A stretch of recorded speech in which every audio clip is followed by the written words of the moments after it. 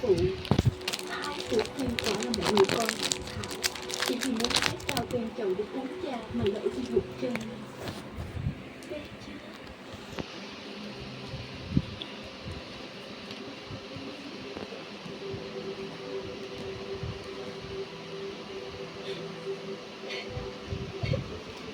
Trước khi chết, Thái tử Phi có một mệnh dặn, đó là được như em là đám quý phu để thay người chăm sóc cho thái tử.